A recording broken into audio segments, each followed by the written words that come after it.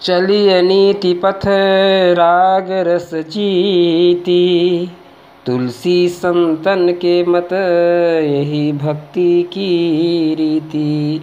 अपन काम करना, सुघर नीति नियम में चलना, नाना प्रकार के भोग विलास से दूर रहना, बीबी बच्चों को खुश रखना, माता पिता की सेवा, एकर ले बड़े भक्ति नहीं है। यह असली भक्ति है। अब बाबू साहब ल देख, बिहन्ने नहा धो अगरबत्ती घुमात हे भगवान में, इति घर में कहत हे चाय बैठा डारा, जल्दी तह नाश्ता बनाबे, जल्दी मीटिंग में जाना है। इधर रामायण पाठ करत हो तो नाश्ता करके चाहूँ।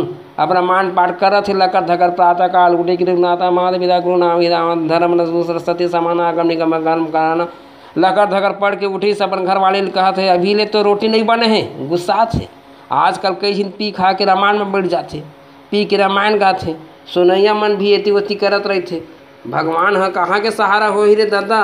रामायण पढ़े भर में नहीं होए, वो गुने के चीज़ें समझे के चीज़ें।